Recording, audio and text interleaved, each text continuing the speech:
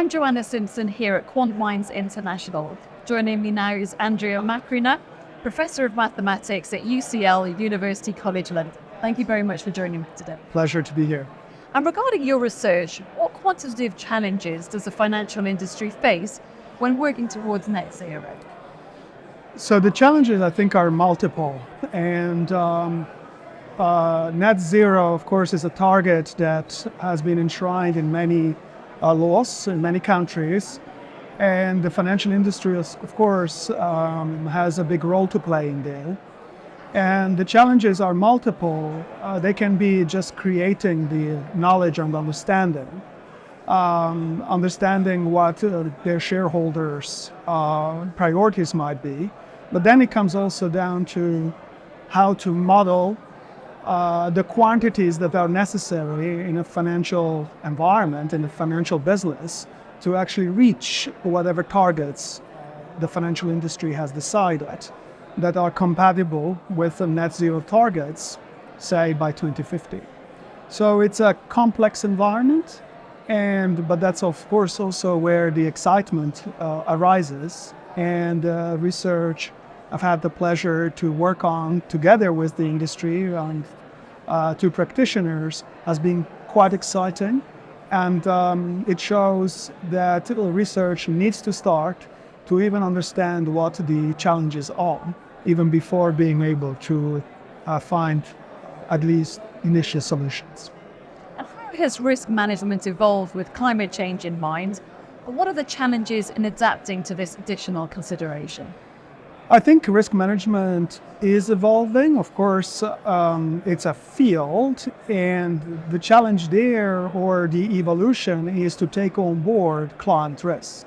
And the question there is how it is to be addressed.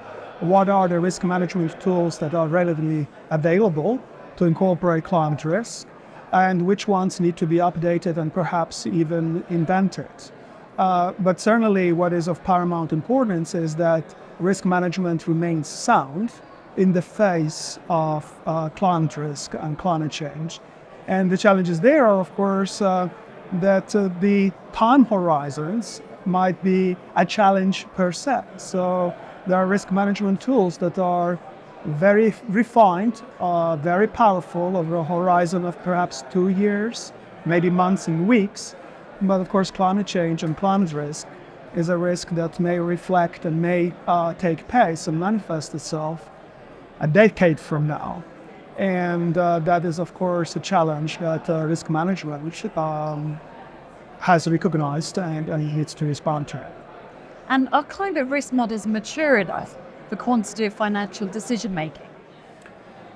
So climate risk models, there already, I think one needs to create understanding, because a climate risk model may mean something for a climate scientist, for a statistician, for a mathematician, but will be interpreted or will be tried to be used in a different way by financial institutions which need to make certain decisions.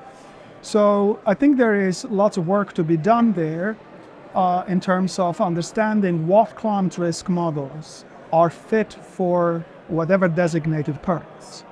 And I think from what I've seen, and also my own research, the challenges that I have encountered in my own research, is that while climate risk models may be very well developed and state-of-the-art to say something about how much global warming we can expect and how the future will look like, it's of course a completely different proposition of how those models can be incorporated in the financial industry or any other activity and field which needs to be informed by climate risk models.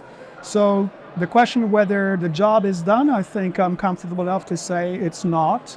But that doesn't mean that what's available is not good enough to work on and already make use of. Andrea Macrina from UCL, thank you very much for your time. Absolutely, great pleasure. Thank you.